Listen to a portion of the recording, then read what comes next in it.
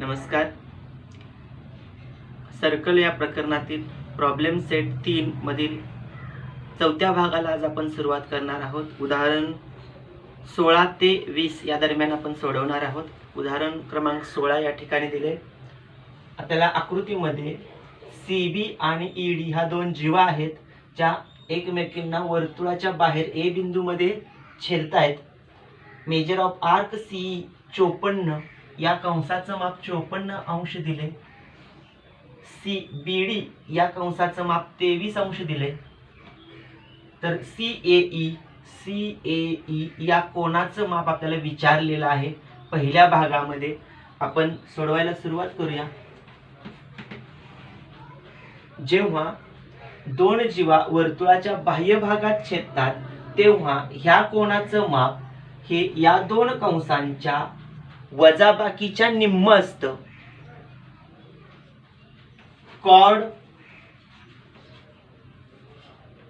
CB and chord ED intersect each other at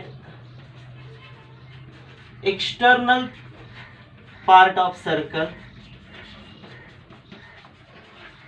at point A हे लिहायचं आहे. त्यानंतर and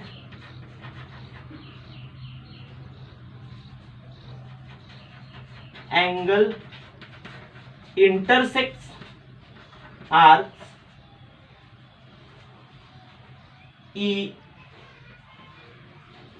arc EC and arc BD म्हणजे हा कोण या दोघांना अंतरित करतोय आणि या दोन जीवा त्याला बाहेरच्या भागात छेदतायत. म्हणून angle CAE is equal to half of measure of arc EC minus measure of arc BD. 1/2 54 वजा 23. 5 मधून 4 मधून 3 गेले 1 राहिला. 5तून 2 गेले 3 राहिले. Half of 31 is equal to 15.5. Angle CAE आपल्याला या ठिकाणी मिळालाय 15.5 डिग्री हा कोण मिळाला. यानंतर आपल्याला सेकंड पार्ट कडे जायचं आहे. सेकंड पार्ट आपल्याला काय म्हणलाय. If AB is equal to 4.2, BC 5.4, AE total 12, AD find AD आपल्याला AD विचारलाय. आता दोन जीवा बाह्य भागात छेदतायत. Two chords CB and ED intersect each other externally. Therefore, by using theorem of external division of chords जीवांच्या बाह्य भागात होणाऱ्या विभाजनाचा गुणधर्म AB गुणिले AC बरोबर AD गुणिले AE हा नियम होतोय. AB माहित आहे, AC माहित नाही. ह्या दोघांची बेरीज करावी लागेल. AD विचारलाय, AE दिलाय. यानंतर A', B', C म्हणून AB plus BC is equal to AC. 4.2 plus 5.4 is equal to AC. AC is equal to 2 आणि 4 6, 5 आणि 4 9, 9.6 आपल्याला या ठिकाणी AC ची किंमत मिळाली. Put value of AC in the equation. AB 4.2 into AC 9.6 is equal to AD find out into AE 12. Therefore AD is equal to 4.2 into 9.6 divided by 12. या ठिकाणी पॉइंटच्या नंतर इथं एक आणि इथे एक अशी दोन घरं आहेत, म्हणजे 2 दशकांनी म्हणजे 100 न आपल्याला या ठिकाणी गुणावं लागेल. 4.2 गुणिले 10 गुणिले 9.6 गुणिले 10. लक्षात राहण्यासाठी किंवा समजण्यासाठी या पद्धतीनं केलेलं आहे. म्हणजेच 42 गुणिले 96 छेद खाली पण आपल्याला 10 गुणिले 10 म्हणजे 100 न गुणायचं आहे, म्हणजे 1200 उत्तर मिळणार आहे. तर बरोबर AD. पॉइंट आपल्याला काढल्यानंतर क्रिया करायला सोपी जाते. 12 एके 12 12 अठ्ठे 96. 42 गुणिले 8 8 दुनी 16 हाच्या गेला 1 8 चौक 32 आणि 1 33 336 छेद हा एकावर 2 शून्य 100 बरोबर AD. या पद्धतीने आपल्याला क्रिया मिळणार आहे. छेदात 100 आलं, एकावर 2 शून्य 100 म्हणजेच इथं दशांश चिन्ह 2 घरावर मिळणार आहे आपल्याला. 3.36 बरोबर AD. या पद्धतीने आपल्याला AD ची किंमत मिळणार आहे 3.36. दुसरा पार्ट कंप्लीट झाला. यानंतर आपल्याला थर्ड पार्ट कडे जायचं आहे. तिसऱ्या भागात आपल्याला काय विचारले बघा. AB पहिल्या किमती आपण कट करू. AB 3.6 AB 3.6 AC 9 total 9.0 total दिलाय. त्यानंतर 5.4 AD दिलाय आणि AE आपल्याला विचारलाय. टोटल आपल्याला किती विचारलेला आहे. त्याच पद्धतीने लिहायचं. 2 chords CB and ED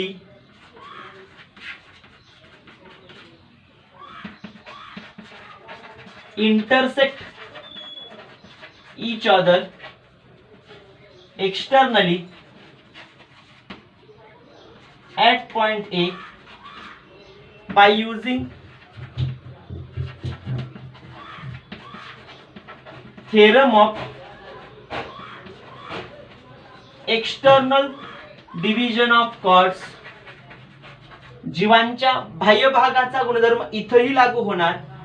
तोच formula AB into AC is equal to AD into AE. इथं आता किमती तिसऱ्याच्या वापरायच्या आहेत. AB ची किंमत आपल्याला दिल्या 3.6, AC 9 दिलाय, AD 5.4 आहे, AE विचारलेला आहे. 3.6 गुणिले 9 छेद 5.4 बरोबर AE ची किंमत आपल्याला ठेवायची आहे. AE ची किंमत काढायची आहे, तसाच ठेवू. इथं 1 दशांश स्थळ, इथं पण 1 दशांश स्थळ, 10 न गुणू. 3.6 गुणिले 10 गुणिले 9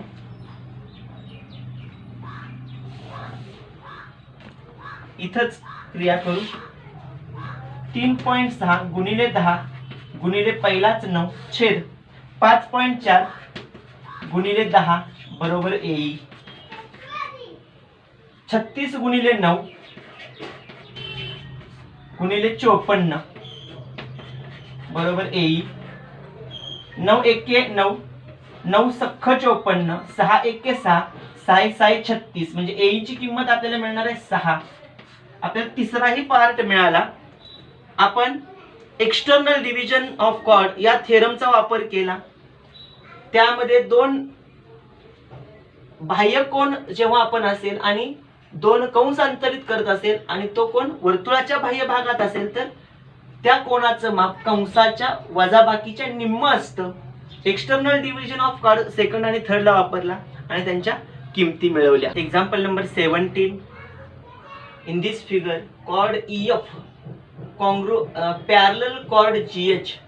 EF आणि GH एकमेकांना समांतर आहेत, सिद्ध करा. Prove that chord EG congruent chord FH. EG आणि FH ह्या दोन जीवा एकमेकींना एकरूप आहेत हे सिद्ध करा. ह्या जीवा समांतर असतील तर दुसऱ्या जीवा एकरूप आहेत हे सांगायचं आहे. Fill in the blanks and write the proof. रिकाम्या जागा भरा आणि सिद्धता सिद्ध करा. आपल्याला GF ड्रॉ केलेला आहे. GF काढल्यानंतर इथं EFG हा कोण FGH या कोणाशी एकरूप दिलेला आहे. काय होतं एकरूप? कारण दोन समांतर रेषांना एका छेदिकेनं छेदलं की व्युत्क्रम कोण एकरूप असतात. Alternate angles are congruent. मग या ठिकाणी अल्टरनेट अँगल थेरम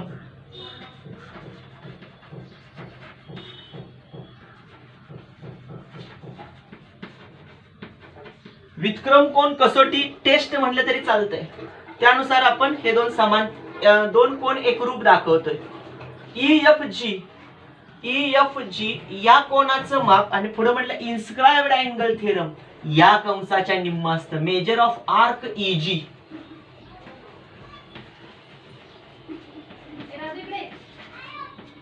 या पद्धतीनं आता FGH या कोणाचं माप इन्स्क्राइब्ड अँगल नुसार या कंसाच्या म्हणजे FH च्या निम्म असणार.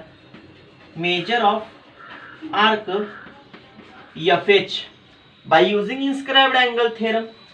आता एक नंबर हे दोन समान म्हणजे हे दोन समान आहेत. हे दोन समान असतील तर हे दोन समान होणार म्हणजेच EG हा आर्क आणि FH हा आर्क समान होणार. Measure of arc FH by using first second and third. यानुसार दोन कंस समान असतील तर त्या कंसांनी अंतरित केलेल्या जीवा पण समान असतात. कंसांनी अंतरित केलेल्या जीवा corresponding chords containing congruent arcs. Corresponding chords संगत जीवा ऑफ कॉन्ग्रुएंट आर्क्स एकरूप जीवांनी अंतरित केलेले एकरूप कंसांनी अंतरित केलेल्या जीवा एकरूप असतात.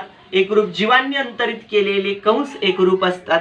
या पद्धतीनं एकरूप जीवा कंसांनी अंतरित केलेल्या संगत जीवा सुद्धा एकरूप असणार हे आपण ऍक्टिव्हिटी बेस न प्रूफ केलं. This figure P is the point of contact. P हा स्पर्श बिंदू आहे.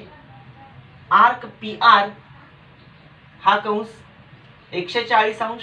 POR हा कोण 36 अंश. 140 हा कंस हा 36 अंश इथला कोण. तर PQ या कंसाचं माप किती हे आपल्याला पहिला प्रश्न विचारलाय. प्रूफ कडे जाऊया. सिद्धता काय सांगते? दिलेली माहिती measure of arc PR 140 degree. Angle POR 36 degree. Angle POR आपल्याला हा त्याचा व्हर्टेक्स वर्तुळाच्या बाहेर आहे. Vertex of angle POR is outside the circle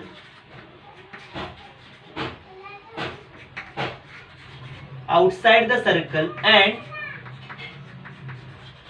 intersects arc. कोणते कंस अंतरित करतोय? PR आणि PQ. Arc PR and arc PQ. म्हणून angle POR is equal to half of measure of arc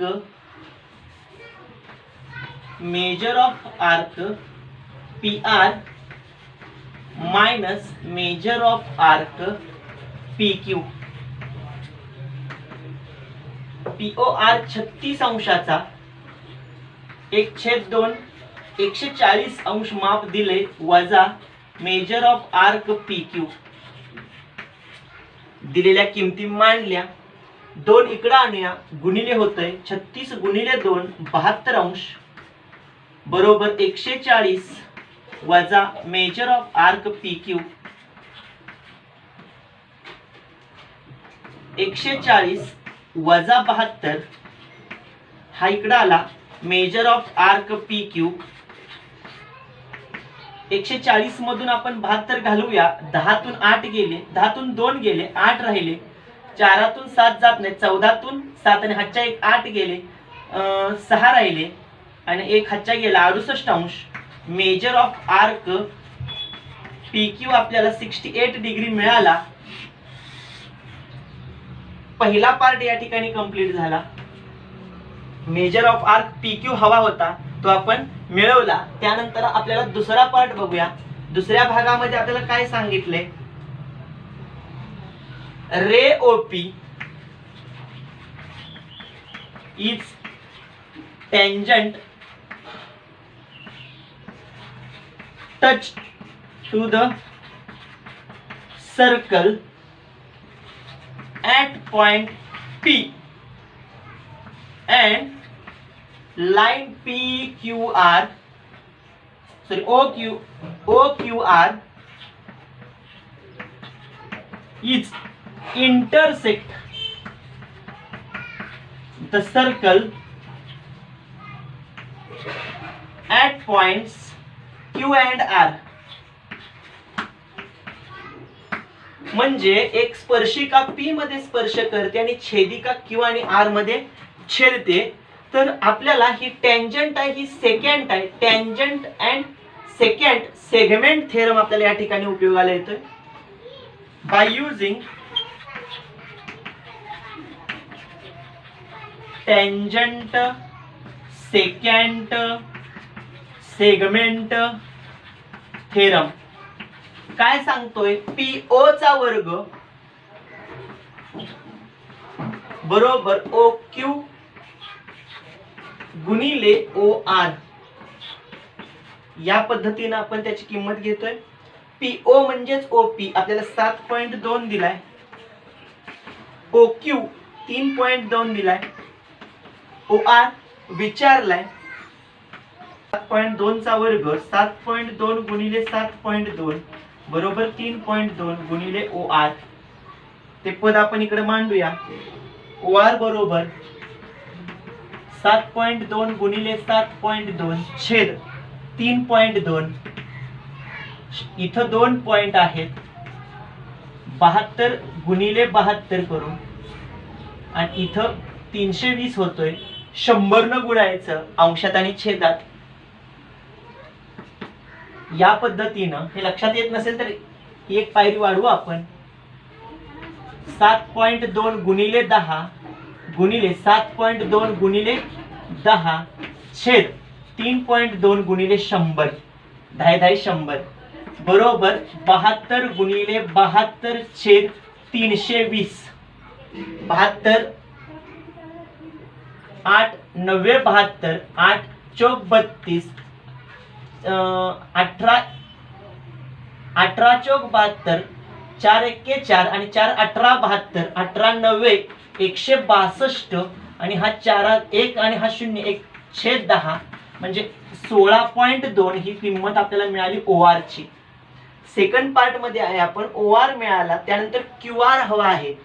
QR इथं आहे, O'Q' R. यामध्ये OQ प्लस QR बरोबर OR आता मिळाला आपल्याला 16.2. QR हवा आहे. OQ या ठिकाणी आपल्याला 3.2 दिलाय. QR बरोबर 16.2 मधून 3.2 गेले, पॉइंटला 2 ला 2 निघून गेले, 0 6 तून 3 गेले, 3 राहिले, 13.0 म्हणजे 13 किंमत आपल्याला QR ची मिळाली. OR आणि QR ह्या दोन किमती आपल्याला या ठिकाणी मिळाल्या. यानंतर आपल्याला तिसरा भाग विचारलाय, त्या तिसऱ्या भागाकडे जाऊ. त्यासाठी आपण पहिला भाग थोडा इरेज करूया. इथं पण आपल्याला लिहावं लागेल ओपी 7.2, OR 16.2, QR हा भाग आपल्याला विचारलाय. यासाठी ओपी टँजंट आहे, touch at P, OQR secant आहे, intersect at point QR to the circle, वर्तुळाला.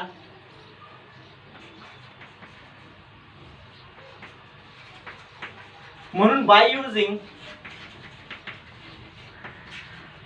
टँजंट सेकंड सेगमेंट थेरम आपण सोडवूया.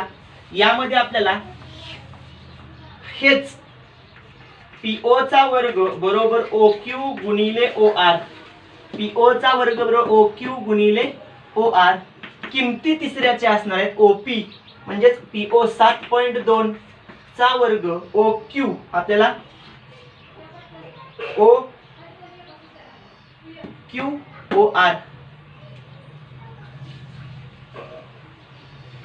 OQ गुणिले OR 16.2 म्हणजे OR दिलाय, OQ आपल्याला काढूया. त्यानुसार आपण OQ मिळाला की मग ह्या सगळ्यातून हा वजा केला की OQ आपल्याला Q हा वजा केला की QR मिळतोय आपल्याला. 7.2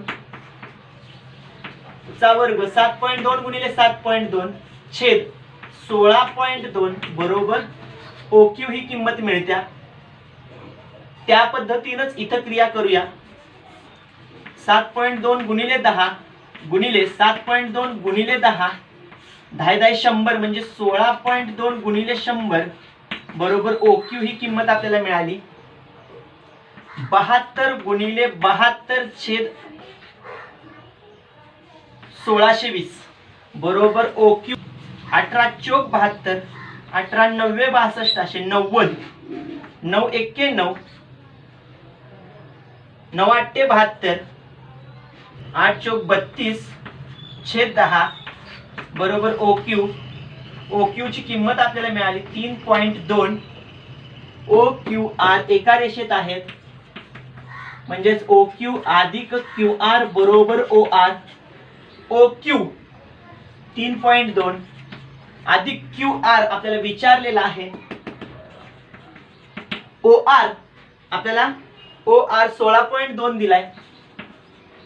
QR बरोबर 16.2 वजा 3.2, 2 ला 2 निघून गेले, पॉइंट 6 तून 3 गेले 3, 1 13.0 ही QR ची किंमत आपल्याला मिळाली.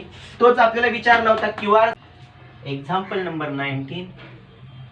In this figure circles with centre C and D, C आणि D केंद्र असणारी वर्तुळ touch internally at point E. दोन्ही वर्तुळ आतल्या भागात E बिंदू मध्ये स्पर्श करतात. D lies on the inner circle. D हा बिंदू लहान आतल्या वर्तुळावरती आहे. कॉर्ड EB ही जी जीवा आहे ऑफ द आउटर सर्कल मोठ्या वर्तुळाची intersect the inner circle at point A ह्या लहान वर्तुळाला A मध्ये छेदते. प्रूव्ह दॅट सिद्ध करा EA आणि AB ह्या दोन रेषाखंडांची माप समान आहेत, दोन्ही रेषाखंड एकरूप आहेत हे आपल्याला सिद्ध करायचं आहे. या सिद्धतेसाठी आपल्याला रचना करावी लागते. लहान वर्तुळाचा व्यास ED काढावा लागेल, ED जोडायचा आहे आणि AD जोडायचा आहे. जोडल्यानंतर इथे लिहायचं आहे draw segment ED and segment AD. हे दोन रचना आपण ह्या प्रश्नामध्ये अगोदर करून घेतल्या प्रूफ सिद्धतेमध्ये. ED हो कोण आहे? ED is segment ED is diameter म्हणजे व्यास आहे ऑफ इनर सर्कल, आतील वर्तुळाचा हा व्यास आहे. आणखीन जर हा व्यास असेल तर ईएडी हा जो कंस आहे तो अर्धवर्तुळ आहे आणि त्यामध्ये ईएडी हा तयार केलेला कोण काटकोन असणार. Therefore arc EAD is semi circle, कारण डायमीटर व्यास असल्यामुळे हे अर्धवर्तुळ झालं. Therefore angle EAD is equal to 90 degree, कारण लिहायचं angle inscribed in a semi circle is right angle.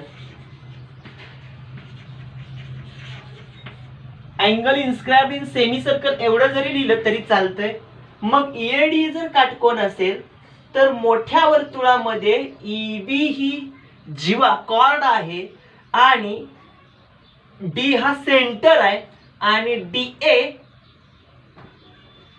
DA ही लंब असल्यामुळं काटकोन असल्यामुळे डीए हा बीई ला लंब झाला, केंद्रातनं जीवेवर टाकलेला लंब.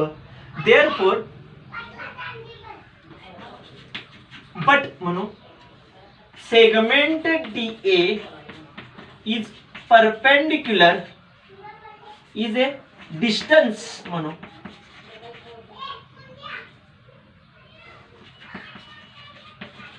From centre of a circle to chord EB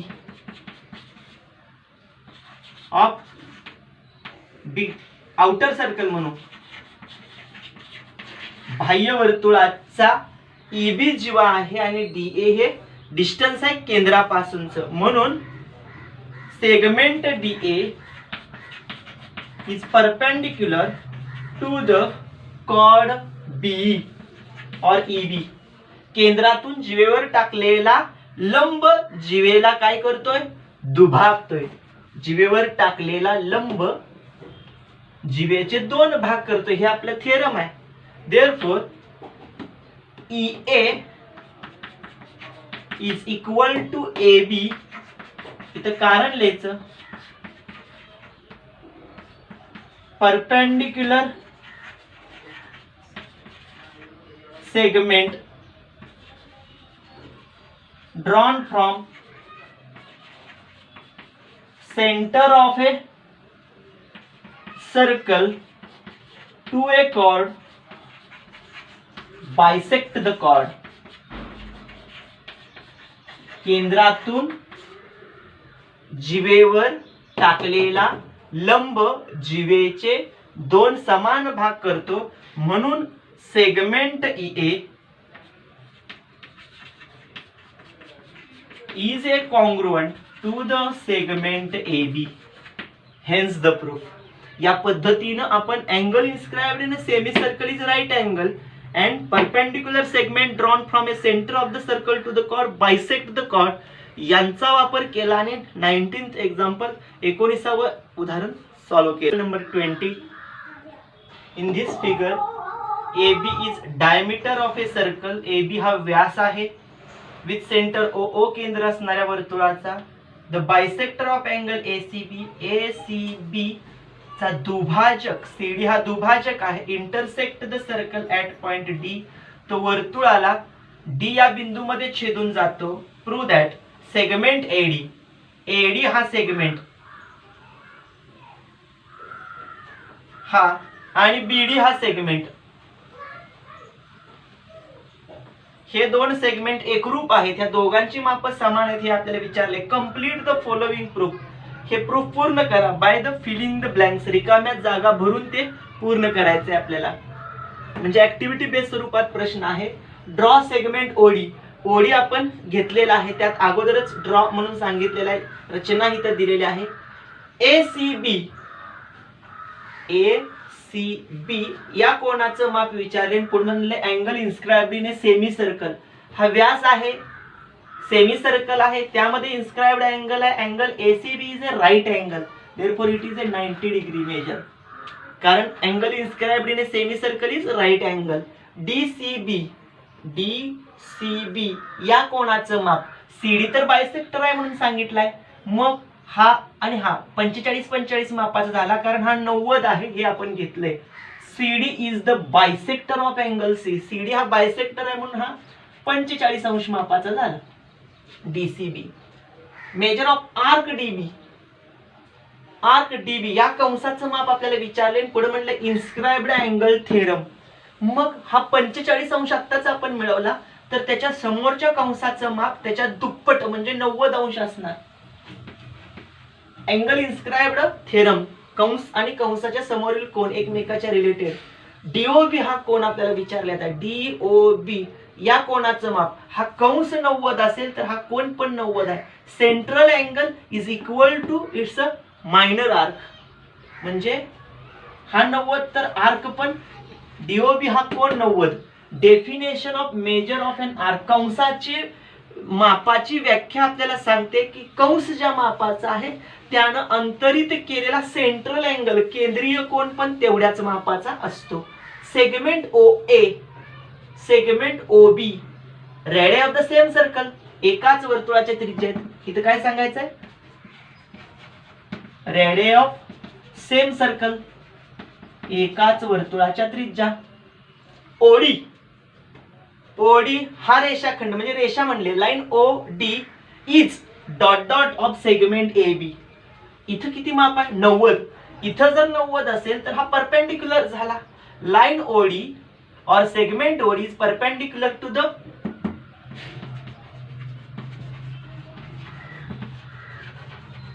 लंब असणार आहे. सेगमेंट OD रेषाखंड AB रेषाखंडाला लंब आहे 90 अंश मापानुसार. मग ADचं माप आणि BDचं माप समान असणार by using perpendicular bisector theorem. लंबदुभाजकाचं प्रमेय आपल्याला सांगते. इथं आपल्याला रिझन नाही विचारलेलं, दिलेलं पण नाही, फक्त आपल्याला कॉन्ग्रुएंट दाखवले. हा लंब आहे म्हणून ही एकरूप आहे. परपेंडिक्युलर बायसेक्टर वर असणारा कोणताही बिंदू त्याच्या एंड पॉइंट पासून इक्विडिस्टन्स असतो, समान अंतरावरती असतो. हे थेरम आपण 9वी मध्ये बघितले, त्याचाच उपयोग आपण या ठिकाणी केलाय. AD आणि BD यांची माप समान असणार. या पद्धतीने आपण ऍक्टिव्हिटी बेस स्वरूपात 20वे एक्झाम्पल बघितलं. यानंतर आपल्याला 21 ते 26 पर्यंत एक्झाम्पल आहेत. 1 मिनिट, 25 पर्यंत आहेत. 21 ते 25 आहेत. उरलेली 5 एक्झाम्पल आहेत ती पुढच्या पार्ट मध्ये आपण पाहूया. तोपर्यंत धन्यवाद.